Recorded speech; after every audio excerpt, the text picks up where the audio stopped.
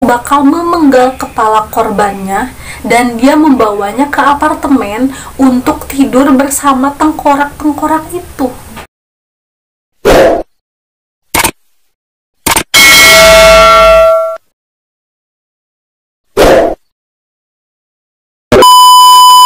Halo semuanya, Assalamualaikum warahmatullahi wabarakatuh.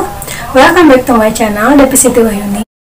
Di video kali ini, aku bakal menceritakan sebuah kisah di kehidupan nyata yang ini benar-benar terjadi dan kita bisa mengambil pelajaran dari semua ini.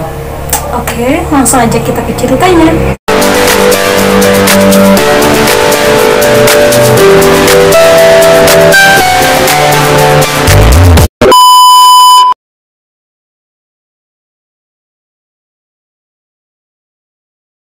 Ted Bundy ini memiliki nama lengkap yaitu Theodore Robert Cowell. Dia lahir pada tanggal 24 November 1946. Ibunya bernama Eleanor Louise Cowell. Ted ini dilahirkan di Elizabeth Landham Mothers di Burlington, Vermont. Nah, sejak kecil Ted ini tuh dibesarkan oleh kedua orang tuanya dan juga kedua kakak perempuannya. Namun ternyata orang yang selama ini dia anggap sebagai orang tuanya itu merupakan kakek dan neneknya. Sedangkan kakaknya yang bernama Louis itu merupakan ibunya. Jadi waktu itu tuh si Louis tuh hamil di luar nikah, terus dia punya anak dari si Ted. Nah, karena kakek nenek atau orang tua dari si Louis ini merasa malu anaknya hamil di luar nikah, jadi akhirnya anak dari si Louis ini tuh dianggap sebagai anaknya gitu, dan si Louis itu dianggap sebagai kakaknya. Dan bahkan berita ini tuh udah tersebar sampai ke saudara-saudara dan tetangga-tetangganya. Jadi mereka nggak tahu bahwa kalau si Ted ini tuh anaknya si Louis gitu, tapi mereka menganggap bahwa si Louis itu adalah kakaknya dari si Ted kayak gitu. Nah, Samuel, kakeknya Ted tadi itu, dia terkenal sebagai seseorang yang kasar, temperamental, dan juga fanatik yang membenci orang berkulit hitam, Italia, Katolik, dan juga Yahudi. Bahkan Samuel ini juga suka menganiaya istrinya dan anjing peliharaan mereka. Bahkan Samuel juga pernah mendorong Julia karena dia terlalu banyak tidur. Nah, setelah mengetahui kenyataan bahwa orang yang selama ini dianggap sebagai kakaknya merupakan ibunya, Ted merasa sangat amat terpukul, frustasi berat, dan dia terkena mental breakdown. Nah, sejak kecil, Ted ini tuh udah memperlihatkan perilaku-perilaku yang aneh dan mengganggu. Hal ini terbukti pada Julia, alias Bibi Ted, ketika dia sedang tidur siang. Jadi waktu itu, Julia itu lagi tidur siang, ya kan? Terus habis itu dia bangun dan dia merasa terkejut karena pas bangun dia mendapati dirinya dikelilingi oleh pisau dapur dengan Ted yang sedang berdiri di samping tempat tidur sambil tersenyum. Kejadian ini tuh terjadi saat Ted masih berusia 3 tahun. Wow. Nah, kembali lagi ke cerita tadi, pas yang si kakeknya tuh suka nyiksa-nyiksa dia kan. Akhirnya karena Louis ngerasa nggak kuat gitu dengan perilaku bapaknya Samuel yang tadi, akhirnya Louis memutuskan untuk kabur bersama Ted ke rumah sepupunya di Tacoma, Washington, dan menetap di sana ketika saat itu Ted berusia 5 tahun. Setahun kemudian, Louis memutuskan untuk menikah dengan seorang juru masak rumah sakit yang bernama Johnny Bundy, yang dari sinilah Ted mendapatkan namanya menjadi Ted Bundy. Tapi Ted ini tuh tidak menyukai ayah tirinya, dan bahkan dia sering meremehkan sosok ayah tirinya ini ke pacarnya dengan menyebutnya sebagai seorang pria yang bodoh dan tidak punya uang. Dari pernikahan Johnny dan Louis, mereka memiliki 4 orang anak. Meskipun begitu, Johnny dan Ted ini tuh hubungannya gak dekat, karena setiap Johnny mendekati Ted, mengajaknya berkemah dan lain sebagainya, Ted itu selalu menolak ajakan dari Johnny, dan pada akhirnya hubungan mereka ya tetap jauh.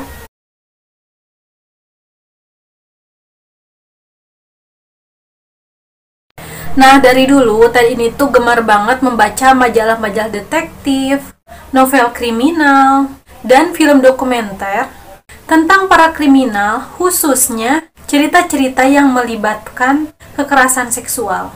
Apalagi ketika cerita-cerita itu diilustrasikan dengan gambar mayat atau cacat tubuh. Nah dulu, Ted juga sering banget ngelilingi komplek rumahnya dan menyusuri tong-tong sampah untuk mencari foto-foto wanita telanjang. Selain itu, dirinya juga gemar mengonsumsi alkohol secara berlebihan. Ted pun gemar menyusuri malam untuk mencari jendela terbuka di mana dia bisa mengamati para wanita yang sedang membuka pakaian atau apapun yang bisa dia lihat. Dalam kehidupan sosial, Ted ini adalah sosok yang suka menyendiri karena dia itu tidak tahu apa arti pertemanan. Nah, untuk di sekolah sendiri, tepatnya ketika dia duduk di bangku sekolah menengah di Woodrow Wilson, teman Ted ini mengatakan bahwa Bundy itu cukup dikenal dan sangat disukai. Mereka menggambar Ted laksana seekor ikan kecil yang berada di sebuah kolam yang besar. Bermain ski adalah satu-satunya hal yang menarik bagi Ted. Ia sering melakukan kegiatan itu dengan menggunakan alat curian dan tiket palsu. Nah, selama dia berada di sekolah menengah, ia pernah ditangkap setidaknya 2 kali karena dicurigai kasus pencurian mobil. Namun, ketika ia mencapai usia 18 tahun, semua rincian catatan kriminalnya dihapus. Dan itu sudah menjadi kebiasaan hukum di Washington. Pada tahun 1965, Ted lulus dari sekolah menengahnya dan dia melanjutkan University of Pagetson di dekat rumahnya. Namun di sana dia hanya mengisi kuliahnya selama 1 tahun. Setelah itu dia pindah ke Universitas Washington untuk belajar bahasa Cina. Setahun setelah itu, tepatnya pada tahun 1967, Ted berpacaran dengan teman sekelasnya yang bernama Stephanie Brooks. Namun, pada awal tahun 1968, ia keluar dari perguruan tinggi dan ia bekerja di berbagai pekerjaan dengan upah yang rendah. Selain itu, dia juga menjadi sukarelawan di kantor kampanye Presiden Nelson Rockefeller di Seattle dan menjadi supir serta pengawal Arthur Fletcher selama kampanye untuk menjadi gubernur jenderal bagian Washington. Kemudian, tak lama setelah itu, Stephanie mengakhiri hubungan mereka karena dia itu ngerasa kalau si Ted ini tuh gak dewasa, gak ambisius, dan gak punya tujuan. Nah, dari sini Ted merasa sangat kecewa kepada Stephanie dan dia sangat amat merasa hancur. Nah, setelah kejadian itu, Ted lalu mengunjungi kerabatnya di Arkansas dan Philadelphia untuk mendaftar selama 1 semester di Temple University. Jadi si Ted ini tuh kayak pindah-pindah gitu loh kuliahnya. Pada musim gugur tahun 1969, Ted kembali ke Washington ketika dia bertemu dengan Elizabeth Klopfer yang merupakan seorang janda di Ogden, Utah. Kala itu, Elizabeth bekerja sebagai sekretaris di Universitas Kedokteran Washington. Pada pertengahan tahun 1970, Ted fokus ingin kembali terdaftar di Universitas Washington dan kali ini di jurusan psikologi. Di sana ia menjadi mahasiswa yang teladan dan disegani oleh para profesornya. Lalu pada tahun 1971, ia mengambil pekerjaan di pusat krisis hotline bunuh diri Seattle, di mana ia bertemu dan bekerja sama dengan Ann Rule, seorang mantan polisi Seattle. Nah, pada saat itu, Rule melihat tidak ada yang mengganggu kepribadian Ted, dan bahkan Rule ini menggambarkan kepribadian Ted ini sebagai seseorang yang baik hati dan empati.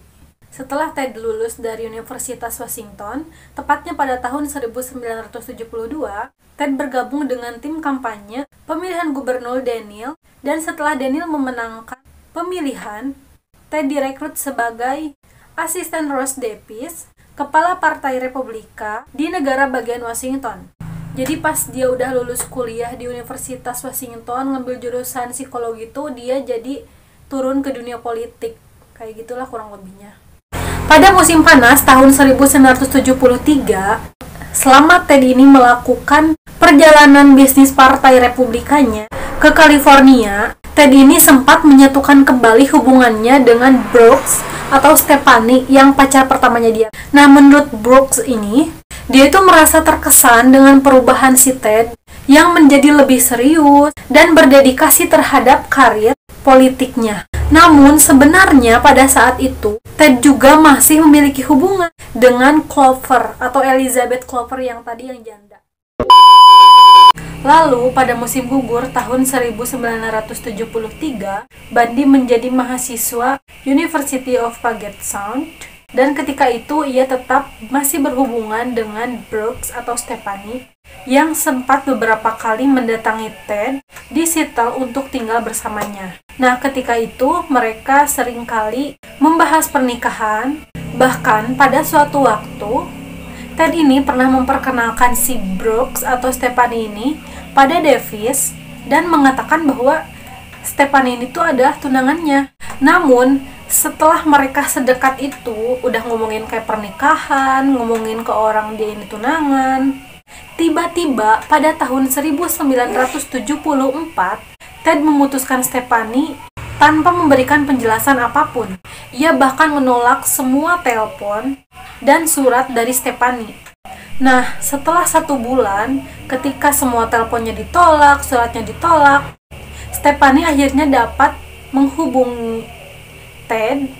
Nah, Stephanie itu kan pasti ya pengen tahu gitu, kenapa sih si Ted ini tuh mutusin secara sepihak hubungan mereka yang udah begitu deket, ya kan? Terus pas ditelepon, kurang lebih kayak gini nih.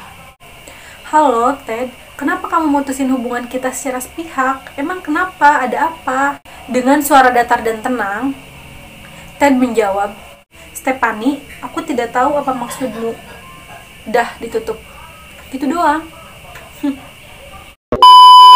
Dan sejak saat itu Stephanie udah gak tahu lagi kabar dari si Ted ini. Dari kejadian itu, Stephanie menyimpulkan bahwa Ted ini memang telah sengaja merencanakan semua penolakan ini karena balas dendam atas putusnya hubungan mereka di masa lampau yang memang dilakukan oleh Stephanie. Jadi kayak si Ted ini tuh kayak balas dendam gitu loh. Karena dia lagi sayang-sayangnya ya kan. Terus tiba-tiba diputusin tanpa alasan. Jadi dia tuh termotivasi buat lebih baik lagi buat ngebuktiin bahwa gue ini layak buat dijadiin pasangannya kali ya. Gitu kali ya. Nah, pada saat itu Ted udah mulai bolos dari sekolahnya, udah mulai ke bolong-bolong dari sekolah hukumnya.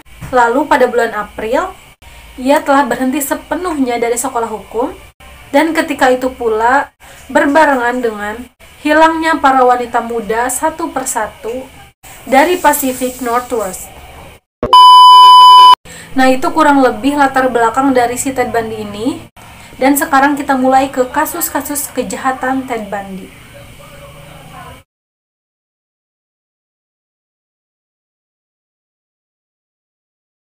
Sebenarnya tidak ada catatan pasti kapan pembunuhan pertama Ted ini dilakukan, karena dia itu selalu menceritakan kisah yang berbeda kepada setiap orang.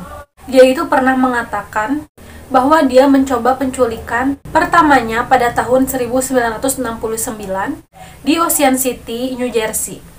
Tetapi tidak membunuh siapapun sampai sekitar tahun 1971 di Seattle. Ucapannya ini selalu berubah-ubah. Serangan pertama yang dilakukan oleh Ted ini bukanlah pembunuhan, melainkan penyerangan terhadap Karen Sparks berusia 18 tahun, seorang mahasiswa dan penari di University of Washington. Jadi waktu itu Ted masuk ke apartemennya Karen dan memukulnya sampai pingsan dengan batang logam. Lalu setelah itu dia melakukan pelecehan terhadap Karen. Nah, serangannya ini tuh membuat Karen koma selama 10 hari dan dia mengalami cacat mental dan juga fisik seumur hidupnya. Sebulan setelah melakukan penyerangan terhadap Karen, Ted ini melangsungkan lagi aksi bejatnya dengan menyelinap ke rumah Linda Ann Healy di pagi hari. Dia adalah seorang mahasiswi Universitas Washington. Seperti biasa, Ted memukulnya hingga tak sadarkan diri. Lalu setelah itu memakaikan baju dan sepatu, lalu membawa tubuhnya ke dalam mobilnya Ted. Healy kemudian tidak pernah terlihat lagi, tetapi tengkoraknya ditemukan bertahun-tahun kemudian di salah satu lokasi di mana Ted membuang mayatnya. Dan gilanya lagi, Ted ini tuh sering mengunjungi kembali tempat-tempat di mana dia membuang mayatnya, dan dia melakukan aksi bejatnya terhadap mayat yang sudah membusuk. Jadi kalau si tubuh korbannya itu belum benar-benar membusuk, belum benar-benar menyatu dengan tanah, dia bakal terus melakukan aksi bejatnya. Dia akan terus berhubungan dengan mayat-mayat itu. Bahkan dalam beberapa kasus, Ted ini tuh bakal memenggal kepala korbannya dan dia membawanya ke apartemen untuk tidur bersama tengkorak-tengkorak itu. Nah, selama 5 bulan, Ted ini tuh menculik dan membunuh 5 mahasiswi di Pacific Northwest. Mereka adalah Don Nagel Manson, Susan Lane Ricord, Taman Roberta Kathleen, Brenda Carol Bell, dan Jorgen Hawkins. Nah, menanggapi begitu banyaknya kasus-kasus orang hilang, akhirnya polisi melakukan penyidikan besar-besaran dan meminta sejumlah agen pemerintah yang berbeda untuk membantu mencari para wanita yang hilang. Nah, selama periode ini, masa ketika udah tersebar berita-berita wanita hilang, Ted masih bekerja di Olympia sebagai asisten direktur di Seattle Creek Prevention Advisory Commission, di mana tugas dia itu adalah menulis pamflet untuk perempuan tentang pencegahan perkosaan. Dan kemudian ia bekerja di Department of Emergency, sebuah agen pemerintah yang menangani pencarian perempuan hilang. Gila ya, dia kerja di agen pemerintah yang menangani pencarian wanita hilang, padahal dia sendiri yang ngilangin wanita-wanita itu. Nah, di DES ini, dia bertemu dan mengencani seorang wanita yang bernama Carol Ann Boone, seorang ibu 2 anak yang udah bercerai 2 kali. Nah, ketika perburuan penculikan ini berlanjut, polisi telah mengumpulkan banyak sekali saksi yang mendeskripsikan sosok Ted sebagai pelaku. Nah, jadi pada tahun 1974, polisi di Pacific Northwest ini mulai panik karena sejumlah wanita di perguruan tinggi di Washington dan Oregon ini mulai tiba-tiba menghilang dalam waktu 6 bulan. Kepanikan itu memuncak ketika suatu hari, Janice dan Denise tiba-tiba saja menghilang di siang hari, justru ketika mereka sedang berada di pantai yang ramai. Nah, di saat hilangnya Janice dan Denise, ada beberapa wanita yang memberikan kesaksian mengenai ciri-ciri pria yang sama. Jadi mereka tuh ingat banget saat ada seorang pria yang mencoba mendekati dan memikat mereka untuk ikut ke mobilnya. Tapi pria itu gagal merayu wanita-wanita ini yang menjadi saksi tadi. Nah, para wanita yang memberikan kesaksian itu mengatakan ciri-ciri pria itu. Mereka bilang, pria itu cukup menarik dan mengendarai mobil Volkswagen Beetle berwarna coklat, dan pria itu memperkenalkan dirinya sebagai Ted. Nah, setelah itu polisi mempublikasikan ciri-ciri dan deskripsi yang diberikan oleh para saksi kepada publik. Akhirnya polisi dihubungi oleh 4 orang yang mengenal ciri-ciri tersebut.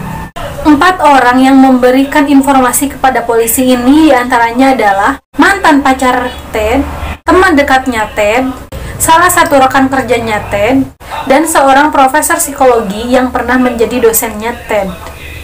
Tetapi setelah mendapatkan informasi ini, polisi justru malah berpikir ulang mengenai fakta-fakta yang sudah dikumpulkan. Karena menurut mereka, tidak mungkin seorang mahasiswa hukum yang bersih dari catatan kriminal menjadi pelakunya. Akhirnya polisi coret tuh nama Ted Bundy dari daftar tersangka. Nah, hal inilah yang menguntungkan bagi Ted untuk melakukan aksi-aksi bejatnya selama hidupnya. Nah, ketika perburuan penculikan ini berlanjut, polisi telah mengumpulkan banyak sekali saksi yang mendeskripsikan sosok Ted dan juga mobilnya. Dalam waktu yang bersamaan juga, di mana mayat korban ini ditemukan di hutan, Ted diterima di sekolah hukum di Utah dan pindah ke Salt Lake City. Di sana dia terus melakukan aksi pemerkosaan dan pembunuhan pada para wanita, termasuk pejalan kaki di Idaho dan 4 gadis remaja di Utah. Nah, pada saat itu pula, Clover yang mantannya Ted, yang tadi dia udah ngelaporin kasus pertamanya ke polisi tentang ciri-ciri Ted, dia tuh menyadari kalau Ted ini tuh ada di Utah. Dan ketika ia mengetahui ada kasus pembunuhan di Utah, dia langsung memanggil polisi untuk yang kedua kalinya dan menegaskan ke polisi bahwa Ted itu ada di balik pembunuhan Utah. Nah, sekarang udah banyak banget tuh bukti-bukti yang mengarah ke Ted ini. Dan ketika para polisi atau penyidik dari Washington mengumpulkan data mereka, ternyata nama Ted Bundy ini berada di bagian atas tersangka.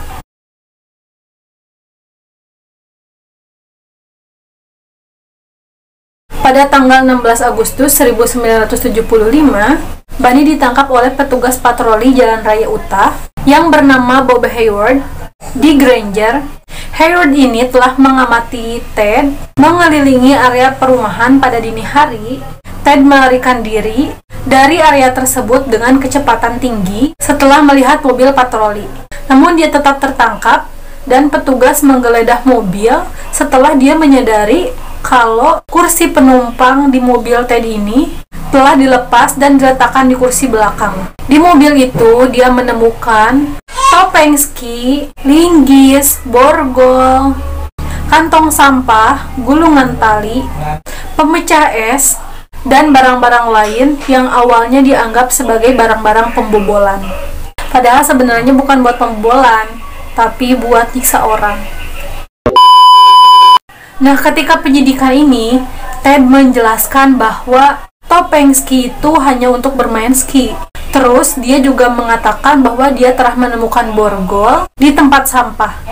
Dan sisanya itu hanya barang-barang rumah tangga biasa katanya. Nah, selain menyelidiki mobil, polisi juga menyelidiki apartemennya Ted. Dalam pencarian di apartemennya Ted ini, polisi menemukan panduan ke resort ski Colorado dengan tanda centang di Wildwood dan brosur yang mengiklankan sekolah tinggi di Viewmoon, tempat Debra Kent menghilang. Nah, jadi kan Debra Kent ini tuh kan menghilang, terus dia diketahui menghilang di suatu daerah, di mana daerah itu tuh ada di peta yang udah ditandai di apartemennya Ted, kayak gitu. Tapi setelah dilakukan penyidikan terhadap Ted ini, ternyata polisi tidak memiliki cukup bukti untuk kasus dari Ted ini. Akhirnya polisi membebaskan Ted. Tapi meskipun dibebaskan, Ted masih dalam pengawasan polisi selama 24 jam. Lalu pada bulan September, Ted ini lalu menjual mobil Volkswagen Beetle ke seorang remaja Midvale. Setelah mengetahui hal ini, polisi Utah menahan mobilnya, lalu mobil ini dibongkar dan digeledah oleh teknisi FBI. Ketika dilakukan penggeledahan, mereka menemukan sampel rambut, di mana rambut ini tuh cocok dengan rambutnya Karen Campbell, Melissa Smith, dan Carol Durant.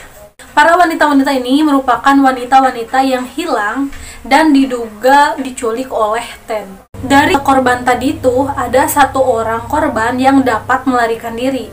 Dia adalah Carol Durant. Dan kelak ia akan memberikan kesaksian atas penculikan Ted ini. Pada tanggal 2 Oktober, para detektif menetapkan lagi Ted sebagai tersangka. Namun kurangnya bukti, akhirnya Ted dibebaskan dengan jaminan $15 yang harus ditebus oleh keluarganya. Meskipun dibebaskan, Ted masih tetap berada di bawah pengawasan polisi. Pada bulan November, 3 penyelidik utama kasus Ted Bundy di Aspen bertemu dan bertukar informasi dengan 30 detektif dan jaksa penuntut dari 5 negara bagian. Mereka sepakat bahwa Ted adalah pembunuh yang mereka cari, dan mereka sepakat untuk mencari lebih banyak bukti yang kuat untuk dapat menuntut Ted atas pembunuhan.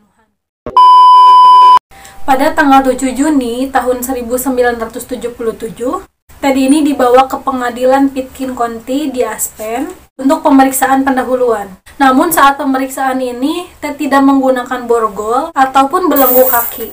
Ketika istirahat, dia meminta izin untuk dapat mengunjungi perpustakaan pengadilan untuk menyelidiki kasusnya. Nah, ketika Ted ini ke perpustakaan, dia dikawal oleh pengawal. Namun ketika di perpustakaan, para pengawal yang mengikutinya terhalang pandangan oleh rak buku. Nah, di saat itulah kesempatan Ted untuk melarikan diri. Dia membuka jendela dan melompat dari lantai 2, yang menyebabkan pergelangan kakinya itu terkilir. Meskipun kakinya ini terkilir, dia terus berlari dan mendaki ke selatan menuju pegunungan Aspen. Selama 2 hari di gunung itu dia berkeliaran tanpa tujuan. 3 hari kemudian, dia mencuri mobil di tepi lapangan golf Aspen. Lalu dengan keadaan badan yang dingin, kurang tidur, kakinya tergilir, ia pun mengemudi kembali ke Aspen. Di perjalanan itu dia sudah menjadi buronan selama 6 hari. Setelah itu ia kembali lagi ditangkap. Sebenarnya kasus yang menjerat Ted ini terbilang lemah dengan kurangnya bukti. Setidaknya ia mungkin hanya dihukum 1,5 tahunan jika saja ia mampu bertahan di sana. Tapi sebaliknya, justru Ted ini malah melakukan perencanaan untuk melarikan diri lagi. Dia mulai menyusun rencana pelariannya dengan menyiapkan pisau gergaji besi dari narapidana lain dan mengumpulkan uang $500 tunai hasil selundupan dari orang-orang yang membesuknya, terutama dari Carol Ann Boone, pacarnya yang tadi itu loh. Jadi gini, ketika malam hari para napi yang lain sedang mandi, dia melihat lubang sekitar 1 kaki atau 0,30 meter persegi di langit-langit selnya, yang kemungkinan bisa ia lalui dengan cara merangkak. Nah, setelah dia mengetahui ada lubang di atas selnya dan dia menyusun rencana, akhirnya Ted memutuskan untuk berusaha menurunkan berat badannya agar bisa menembus lubang itu dan keluar. Akhirnya usaha dia tuh berhasil. Dia mampu menurunkan berat badannya sebanyak 16 gram. Dengan berat tubuhnya yang menurun, akhirnya Ted mampu menembus, merangkak ke langit-langit. Nah udahlah ya, dia udah nyoba dan dia udah bisa gitu. Nah akhirnya pada malam 30 Desember dia melakukan aksinya dengan menumpuk-numpuk buku dan dia tutupi dengan selimutnya untuk mensimulasikan tubuhnya yang sedang tidur. Habis itu dia lanjut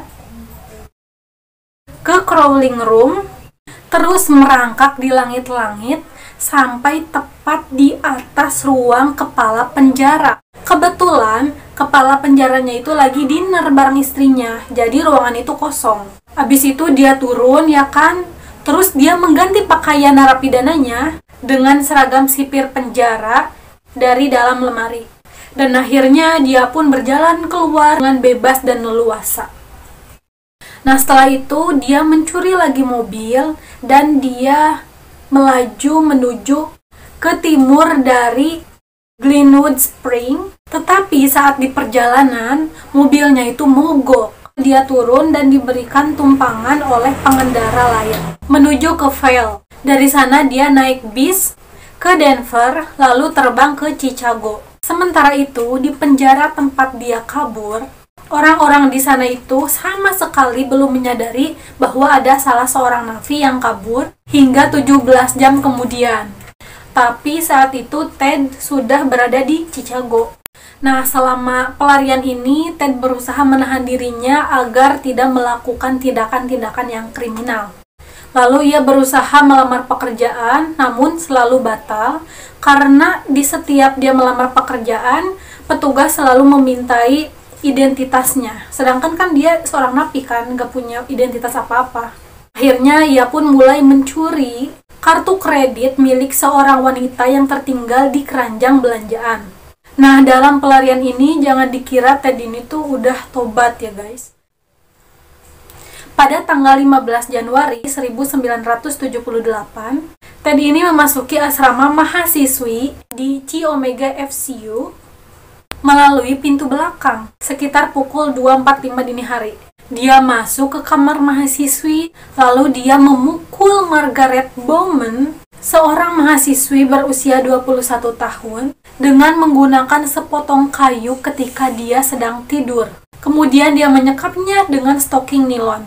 Habis itu, dia keluar dan dia masuk lagi ke kamar sebelahnya. yaitu kamar tidurnya Lisa Levy. Lisa Levy ini berusia 20 tahun. Di sana dia memukulnya sampai pingsan. Dia mencekiknya, merobek salah satu putingnya. Ya Allah, ya Rabbi ya Rasul ya salam, Allah Akbar. Menggigit pantat kirinya dan melakukan kekerasan seksual menggunakan botol. Abis itu dia keluar dan dia masuk lagi ke kamar sebelahnya, yaitu kamarnya Karen Candler, dan sama dia juga menyiksa dia sampai Karen Candler ini tuh menderita geger otak, kehilangan gigi, dan jari yang hancur. Dan kalian tahu, ketika Ted ini melakukan aksi bejatnya ini, dia hanya melakukannya dalam waktu kurang dari 15 menit. Dan lebih dari 30 saksi yang berada di sana, gak ada satupun yang ngedenger apapun saat serangan itu terjadi. Habis itu dia keluar dari asrama dan dia menuju ke apartemen yang jaraknya itu kurang lebih 8 blok dari asrama sebelumnya.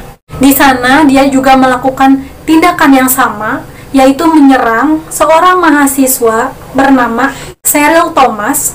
Padanya dia mematahkan pundak, rahangnya, juga membuat saraf yang mengarah ke telinga kirinya itu putus, sehingga korban mengalami gangguan pendengaran dan keseimbangan.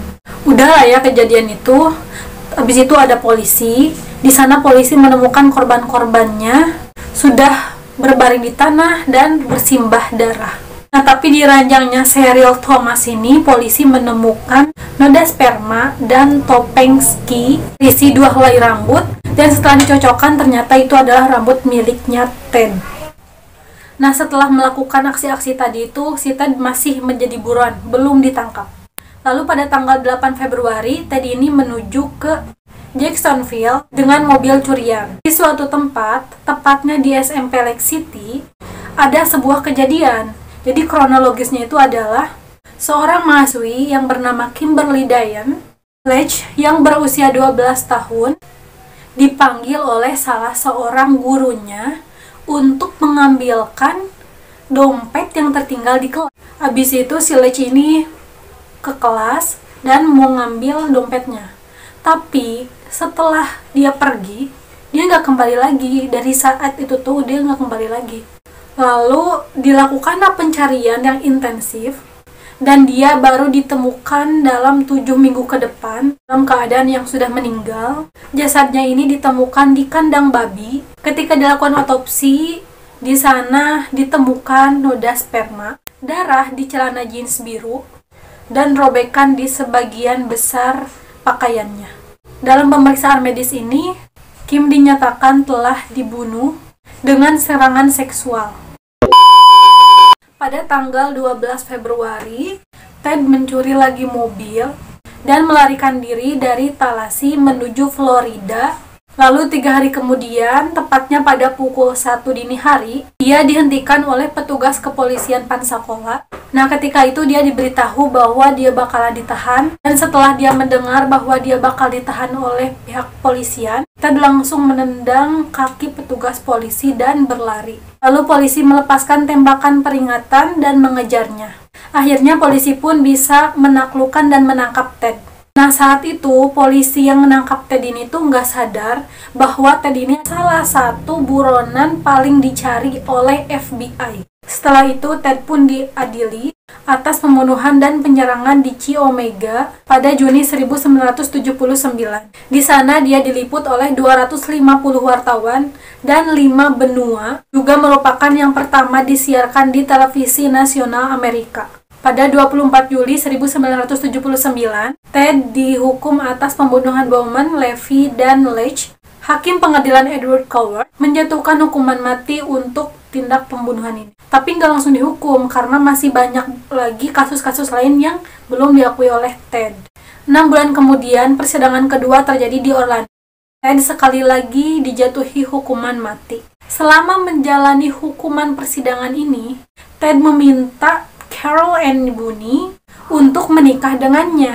dan mereka pun resmi menikah. Dari pernikahan itu beredarlah kabar bahwa Bunny ini telah mengandung anaknya Ted. Dari sini orang-orang pada berspekulasi bagaimana mungkin Bunny ini bisa hamil sedangkan selama ini sedang berada di penjara. Rumor pun beredar, salah satunya adalah mereka menyuap para petugas kepolisian untuk bisa berhubungan di berbagai sudut penjara. Pada 10 Februari 1980, Ted dijatuhi hukuman mati untuk ketiga kalinya dengan kursi listrik. Pada Oktober tahun 1982, Bunny ini melahirkan seorang anak perempuan yang ia beri nama Rose Bundy yang biasa dipanggil Rosa. Rose Bundy ini merupakan satu-satunya anak biologis dari Ted Bundy.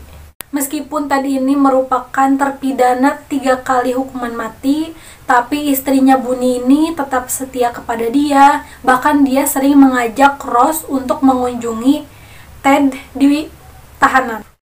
Eksekusi Ted ini akan dilaksanakan pada 24 Januari 1989. Nah, menjelang eksekusinya ini, Ted kembali mengakui beberapa kejahatannya. Dia mengakui bahwa dia telah melakukan pembunuhan sebanyak 8 kali di Washington dan Oregon. Nah, selama eksekusinya ini, Ted memiliki pengacara bernama Diana Weiner, yang merupakan pengacara muda di Florida, yang dirumorkan menjalin affair dengan Ted.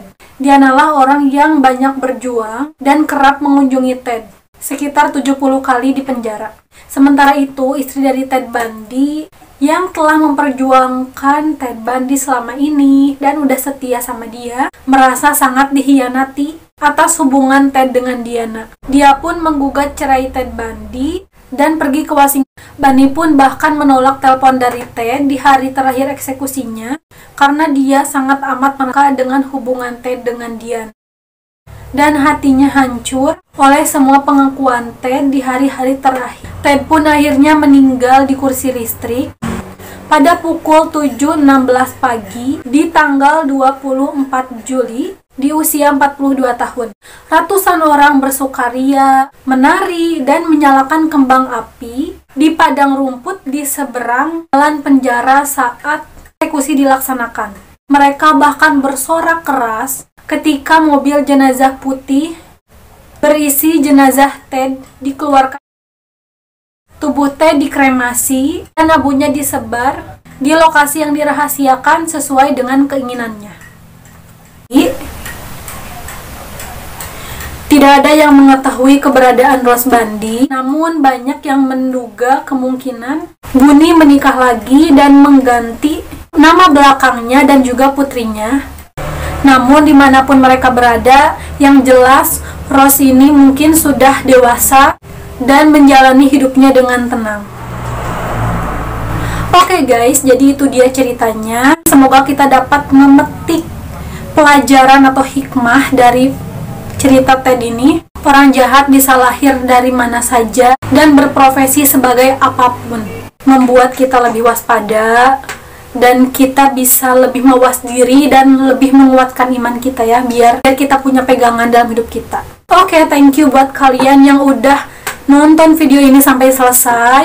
Jangan lupa buat like video ini kalau kalian suka dan share ke semua media sosial yang kalian miliki. Thank you guys. Thanks for watching. Jangan lupa like, subscribe, dan aktifkan loncengnya biar kalian tahu ketika aku upload video baru.